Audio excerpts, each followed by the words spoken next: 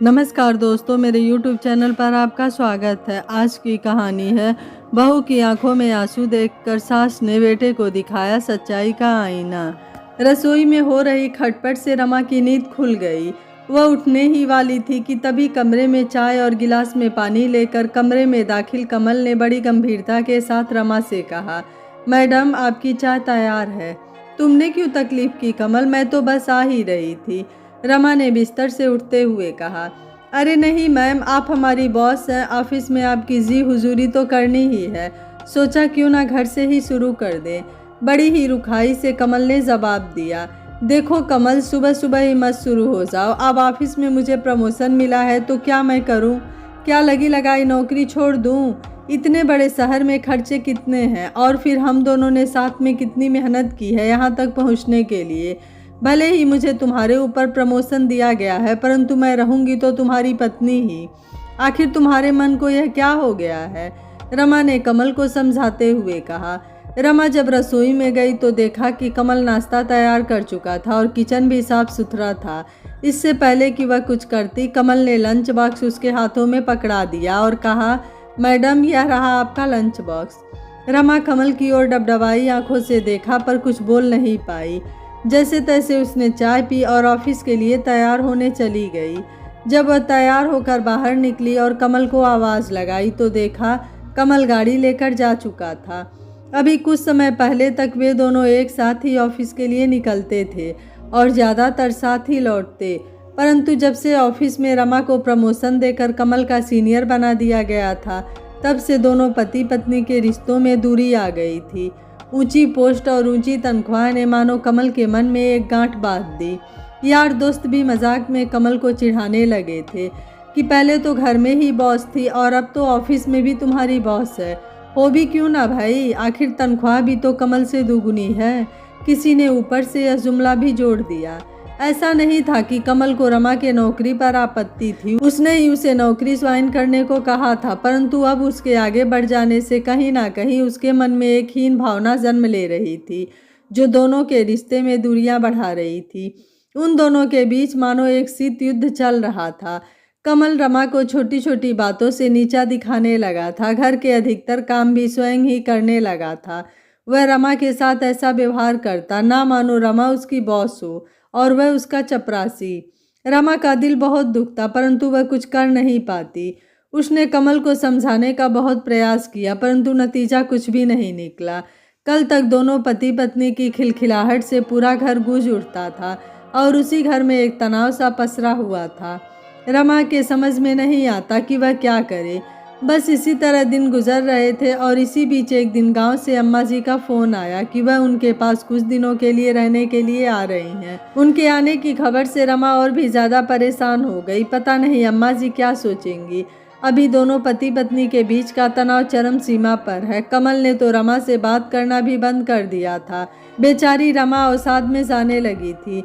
उसने कमल से कई बार बताने की कोशिश की कि अम्मा जी आ रही हैं, परंतु कमल कभी फ़ोन पर बातें करना लगता तो कभी कानों में ईयरफोन लगाकर गाना सुनने लगता। हार कर रमा ने कुछ कहना बंद कर दिया और आखिरकार कुछ दिनों के बाद अम्मा जी उन दोनों के पास मुंबई पहुंच गईं। वह अपने साथ गांव से काफ़ी चीज़ें और हाथ की बनाई हुई मिठाइयाँ आदि लेकर आई थी। कमल अम्मा जी के सामने भी रमा के साथ बड़ी रुखाई से पेश आया। रमा ने अपने ऑफिस से 2-4 दिनों की छुट्टी ले ली थी। वह अपनी ओर से पूरी कोशिश कर रही थी उसकी सासू माँ को घर के हालात के बारे में कुछ पता न चले, परंतु बड़े बुजुर्गों की अनुभवी नज़रों से भला कहाँ कुछ छुप पाता है। कमल की माँ को अब दोनों पति पत्नी के बीच का तनाव दिखने लगा था। वो बड़े सोच में पड़ गई और जब एक दिन कमल ऑफिस गया हुआ था, तब नाश्ते के बाद अम्मा जी ने रमा को अपने पास बुलाया और बड़े प्यार से पास में बैठा करके बालों में तेल लगाने लगी। साथ में वह बोलते भी जा रही थी कि तुम आजकल के बच्चे अपने आप पर बिल्कुल ध्यान नहीं देते। अब जब तुम ही ठीक नहीं रहोगी तो घर कैसे चलेगा। अम्मा जी का प्यार भरा स्पर्श और दिल को छू लेने वाली बातों से रमा का दिल भर आया और वह फूट फूट कर रो पड़ी। अम्मा जी ने उसके आंसुओं को पोंछते हुए कहा कि मुझसे कुछ मत छुपाना, क्या बात है, तुम दोनों के बीच इतनी दूरियां क्यों हैं। रमा ने अपनी सासू माँ को सारी बातें बता दी। सारी बातें सुनकर अम्मा जी बड़ी गहरी सोच में डूब गईं। रमा की छुट्टियां खत्म हो चुकी थी। उसे ऑफिस जाने की तैयारी करते देखकर कमल ने कहा कि मैडम आप ऑफिस चले जाइएगा तो घर में अम्मा अकेले क्या करेंगी। कुछ ही दिनों के लिए तो आई हैं, तब तक आप मेहरबानी करके छुट्टी ले लीजिए। रमा कट कर रह गई। उसने कमल से कहा कि अगर मेरे नौकरी छोड़ने से भी तुम खुश हो तो मैं नौकरी छोड़ने को भी तैयार हूँ। मेरे लिए तुमसे ज़्यादा महत्वपूर्ण कुछ भी नहीं है। अरे अरे नहीं मैडम, मैं भला अपने बॉस को कैसे हुक्म दे सकता हूँ, मैं तो सिर्फ छुट्टियाँ बढ़ाने को कह रहा हूँ, कमल ने व्यंग से मुस्कुराते हुए कहा। कमल की माँ पीछे से सारी बातें सुन रही थी। उनके माथे पर चिंता की लकीरें गहराने लगी थी। कुछ तो करना होगा, वह मन ही मन सोच रही थी। और फिर रविवार के दिन उन्हें अच्छा अवसर मिला। कमल को चाय नाश्ता के बाद उन्होंने अपने पास बैठाया और बड़े प्यार से उसके सर में मालिश करने लगी और कमल को उसके बचपन के दिन याद दिलाने लगी। माँ की मीठी बातें और कोमल स्पर्श से उसके मन को बड़ी शांति मिली और वह पुरानी यादों में खो गया। बातों ही बातों में अम्मा जी ने कमल से कहा, तुम्हें याद है बेटा कि जब तुम्हारे ताऊ जी ने धोखे से तुम्हारे बाबूजी से दुकान लिखवा ली थी और हमें घर से बाहर कर दिया था तो तुम्हारे बाबूजी कितना टूट गए थे। उनकी तो जीने की इच्छा ही खत्म हो गई थी। कितने दिनों तक हमारे पास कोई काम धाम कुछ नहीं था और फिर तुम्हारी और तुम्हारी छोटी बहन बबली की पढ़ाई लिखाई और भी बाकी के खर्चे, इन सब के बीच हमें चिंता से ऐसा लगता था मानो इस दुख से हम कभी उबर ही नहीं पाएंगे। कमल उस वक्त छोटा था मगर फिर भी उन दिनों की बातें उसे याद थी। हाँ माँ, सचमुच वह हमारे बड़े बुरे दिन थे। अगर तुमने साहस नहीं किया होता और इतनी मेहनत नहीं की होती तो आज हम सब कहीं के नहीं होते। तुमने क्या क्या नहीं किया। बच्चों को पढ़ाने से लेकर आधी रात तक लोगों के कपड़े सिलाई करती। एक एक पैसे को जोड़कर तुमने एक छोटी सी दुकान करवाई। मुझे सब याद है माँ, कमल ने भावुक होते हुए माँ से कहा। उसकी आंखों में आंसू भर आए थे। हाँ बेटा, और फिर धीरे धीरे दुकान चल निकली और तुम्हारे पिताजी का खोया हुआ हौसला भी वापस आया, परंतु अंदर से वह इतने टूट चुके थे कि ज़्यादा दिनों तक हमारे साथ नहीं रह सके। फिर भी मैंने कभी हिम्मत नहीं छोड़ी, तुझे और बबली को अच्छी शिक्षा दी। आज तुम इतनी अच्छी नौकरी कर रहे हो और बबली भी अपनी इंजीनियरिंग की पढ़ाई पूरी कर नौकरी में लग गई। मेरी तपस्या सफल हुई। बोलकर अम्मा जी रो पड़ी।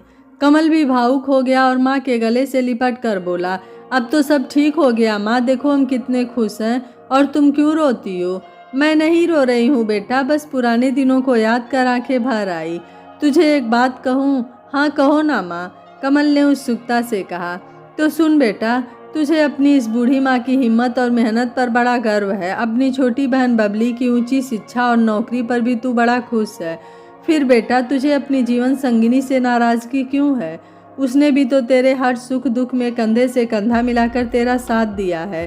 तेरे साथ साथ अगर उसकी भी नौकरी का सहारा नहीं होता तो घर के खर्चे, बबली की पढ़ाई और मेरी बीमारियों पर होने वाले खर्चे कैसे पूरे होते। मैं जब से आई हूँ तब से देख रही हूँ तू बहू के साथ अच्छा व्यवहार नहीं करता। तू तो ऐसा नहीं था, क्यों बेचारी के साथ ऐसा करता है। नहीं अम्मा, तुझे कोई गलतफहमी हुई है, हमारे बीच सब ठीक है। बस प्रमोशन मिलने के बाद से उसी महारानी जी का दिमाग फिर गया है। आखिर वह मेरी बॉस जो बन गई है। कहते हुए कमल का स्वर तल्ख हो गया था। तू गलत सोच रहा है कमल, अगर उसे प्रमोशन मिला भी है तो उसकी मेहनत और काबिलियत की वजह से। तुझे तो खुश होना चाहिए कि उसने तेरा घर भी संभाला और तेरे साथ कंधे से कंधा मिलाकर समाज में भी तेरा साथ दे रही है। अगर यही प्रमोशन तुझे मिला होता तो वह कितनी खुश होती, मंदिर में प्रसाद चढ़ाती और लोगों को मिठाइयाँ बांटती। मगर उसकी तरक्की से तुम्हें दुख हो रहा है। पति की लंबी उम्र के लिए तीज और करवा चौथ का व्रत करे तो सिर्फ औरत, मंदिर में पूजा करते हुए बच्चों के लिए और पति के लिए दुआ मांगती है तो सिर्फ औरत। अपने पति की छोटी से छोटी कामयाबी को वह अपनी कामयाबी मानती है और बदले में वह क्या मांगती है। कुछ भी तो नहीं, बस अपने लिए थोड़ा सा प्यार और सम्मान। परंतु पुरुष के लिए यह भी आसान नहीं होता। वह अपने आप में पुरुष होने के दम में अपने जीवन साथी की भावनाओं को नहीं समझता। पति पत्नी दोनों ही जीवन के गाड़ी के दो पहिए हैं। एक दूसरे के बिना इन दोनों का कोई अस्तित्व नहीं है। लेकिन माँ, ऐसा कुछ नहीं है। मेरे और रमा के बीच सब कुछ ठीक है। मैं उससे बहुत चाहता हूँ, कमल ने हिचकिचाते हुए कहा। मैं जानती हूँ बेटा, इसलिए तुम दोनों के बीच की दूरियों को ख़त्म करना चाहती हूँ। अगर तुझे मेरी हिम्मत और मेहनत पर गर्व है तो तुझे अपनी पत्नी की मेहनत और कामयाबी पर भी गर्व होना चाहिए। मैंने हमेशा से तुझे स्त्रियों की इज्जत करना सिखाया है, चाहे वह तुम्हारी माँ हो, बहन हो, पत्नी हो, बेटी हो या समाज की कोई भी महिला हो।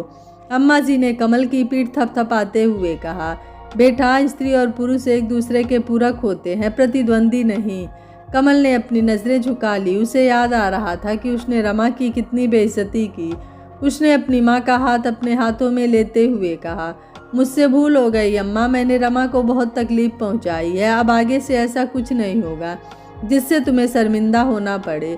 शाबाश मेरे बेटे, आज मुझे तुम पर बहुत गर्व महसूस हो रहा है, अम्मा जी ने खुश होते हुए कहा। बाहर रमा यह सारी बातें सुन रही थी। उसकी आंखों से गंगा जमुना की धार बह आई थी। तभी पीछे से आकर कमल ने उसे अपनी बाहों में ले लिया और एक हाथ से अपने कान पकड़कर मुस्कुराता हुआ उससे बोला, सचमुच मुझसे गलती हो गई, मैंने तुम्हें बहुत दुख पहुंचाया है, क्या तुम मुझे माफ़ नहीं करोगी? रमा कुछ बोल नहीं पाई। बहुत देर तक कमल के सीने में मुंह छिपाए रोती रही। बालकनी में खड़ी अम्मा भी यह देख रही थी। उनके चेहरे पर भी मुस्कान आ गई थी। उनके मन को बड़ा संतोष हो रहा था कि उन्होंने अपने बेटे का घर टूटने से बचा लिया। तभी रमा आकर उनसे लिपट गई और रोते हुए बोली, काश सभी की सास आप जैसी हो तो कभी किसी लड़की को माँ की याद नहीं आएगी और ना ही किसी लड़की का घर टूटेगा, ना सपने टूटेंगे। अम्मा जी ने कुछ नहीं कहा, चुपचाप अपना स्नेह भरा हाथ अपने दोनों बच्चों के माथे पर रख दिया। यह कहानी आपको कैसी लगी, आप मुझे अपनी राय कमेंट बॉक्स में ज़रूर दीजिएगा। वीडियो पसंद आया है तो वीडियो को लाइक, शेयर एंड चैनल को सब्सक्राइब कर लीजिएगा। Thank you for watching. मिलते हैं अगली कहानी में।